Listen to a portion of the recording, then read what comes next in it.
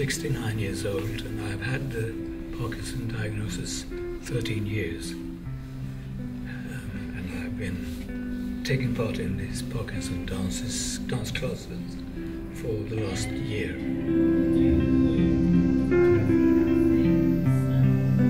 I think dance exercises some of the functions that we have difficulty with, balance and sequencing of movements, spatial working memory. Those are functions that start to deteriorate early in the process, and we can exercise them here.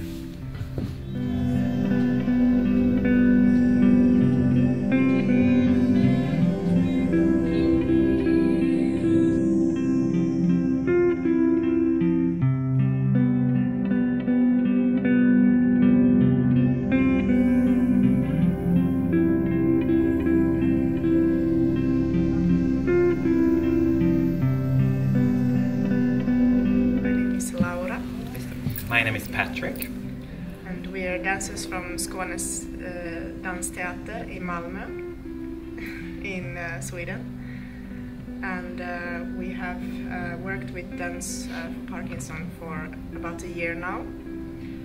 And we started with a workshop of David Leventhal. We had a workshop, I think 3 days with him, and then we had a showing of the movie that they made, Capturing Grace, and after that there were so many people who were interested, so then we did a class, Parkinson class, every Friday for 5 weeks, and then it's been very popular, and then so now we're doing it every other week.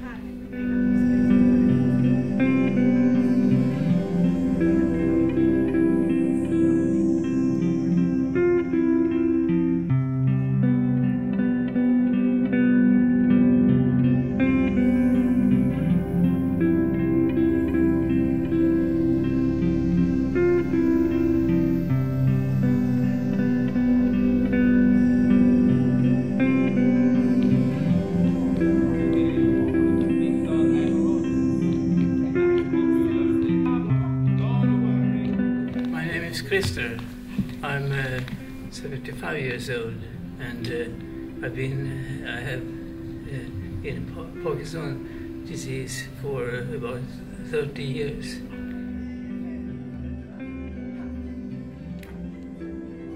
I think it's very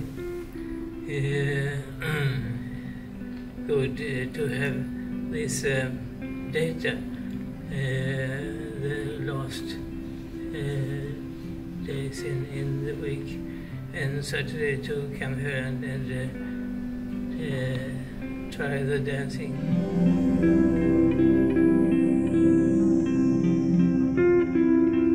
To be in this project is very, very good because it takes the whole body, even the brain. You have to think, and after you have been here, you feel happy and it's joyful. I think that's very, very good to be here.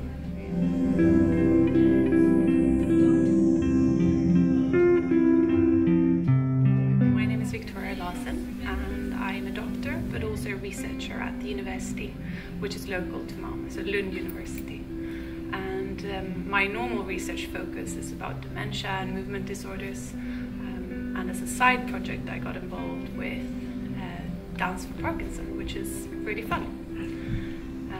And my role in this project has been to just sort of look at quality of life and how quality of life has been affected through the dance classes, which has been very joyful.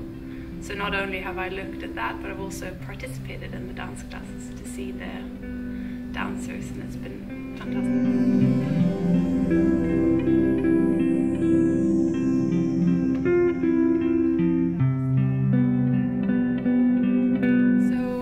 When you look at quality of life, or when you look at any sort of disease or any chronic condition, quality of life is not just about physical abilities, but it also concerns social things and psychological things. So I looked at all those different domains, and what was very encouraging was that obviously you can't change the disease course with dance classes. That would be fantastic, but maybe not believable. However, people felt that through dancing they had a more physical courage, and they would be more active outside of dance classes, they would feel more confident in their movement, removing some of the barriers of physical activities, which I think is great. The other thing that they said is that the social bit is so great, to meet other people with the same problems, or this just with Parkinson's, which are optimistic and happy, and they do it in a positive space rather than just at the doctors or at, you know, talking about all the problems. It's fun, and there's so much enjoyment, which I think was great. And I think dancing has such a positive thing, that it's physical, but it's also music, and it's being together with other people. So it addresses all of those different domains of quality of life, which is why I think that you could see that the quality of life is better with dancing. And everyone who participated in the study said they would recommend other people with Parkinson's to do dance classes, which is great.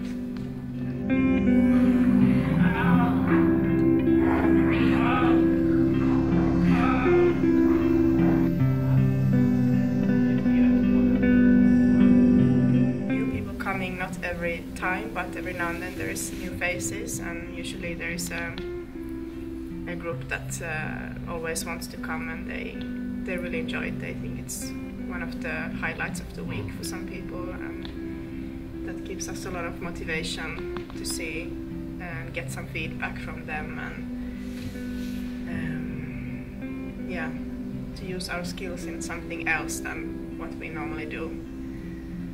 Not just standing on stage, but actually feel that what we can offer can actually help other people.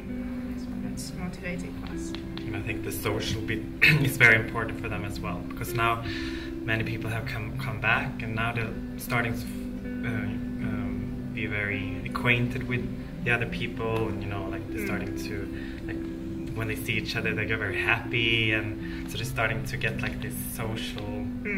It's really nice to see. So I think it's, I mean, of course it's the dance, but I think it's also the getting to know other people as well.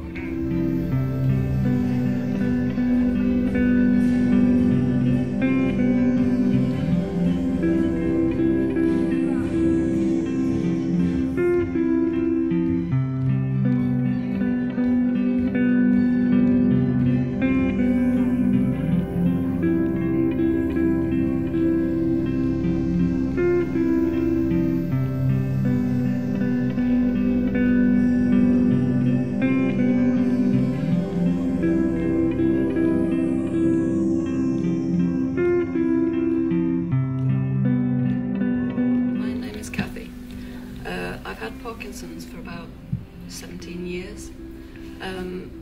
Here I feel that I'm at home. I have danced professionally for, I don't know, 10 years about.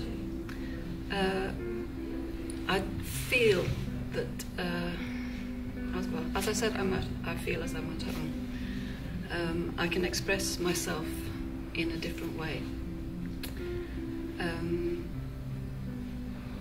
I do believe, whether this is correct or not, I don't know. I do believe that I discovered that I had Parkinson's earlier because of my dance training.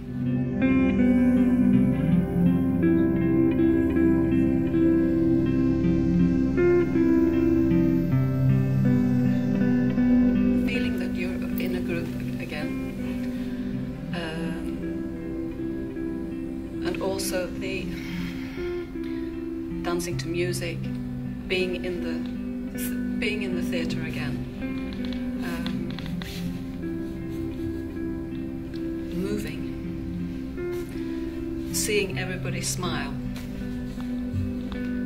seeing the enjoyment of everybody, and it's people who are dancing. It's a group.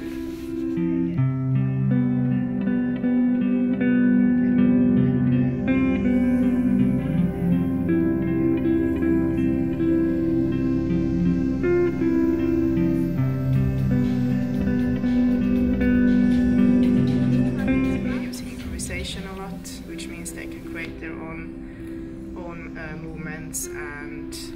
use the creativity in another way than what you can do maybe if you're just doing exercise, which are also of course good.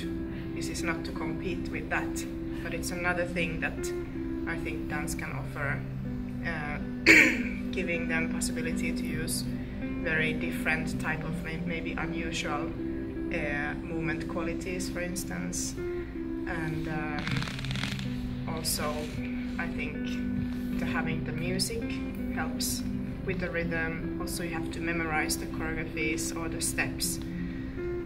It's another type of brain work that you have to go through when you're learning exercise, or use your imagination, and a lot of things that I think dance dance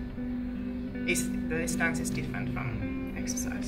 Because we use a lot of, we give them images which triggers them to different images. So it's like, I think it's like the brain and the body has a lot of connection as well. I think that's the difference. And we work a lot with focus as well, and try to acknowledge each other as well, and the space around us as well. When we started to do the classes, it was really so nice just to see how happy they were, and that I have some knowledge that I can actually give them to help them. So I think that's my motivation anyway. I think it's so nice just to see that that I can contribute with something to people who needs it. So, no, I have the same motivation. And also the knowledge that this is actually helping them.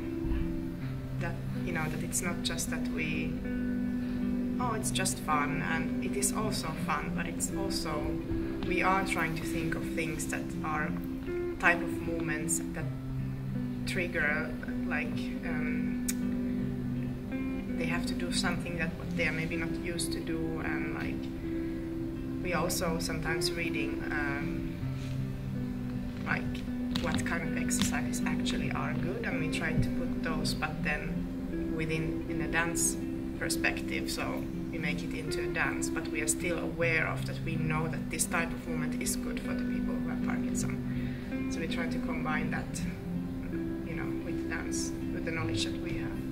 And maybe challenge them to do something that they're not used to do, or a little bit uncomfortable, but in a nice way. So maybe like lure them into something with games and play and rhythms and nice fun things.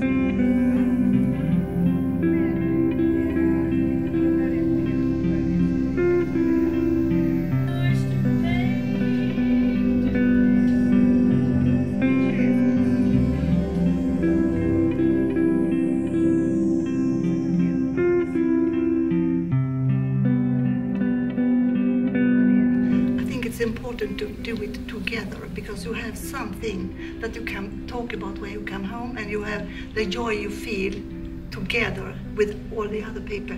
I think that's very, very important.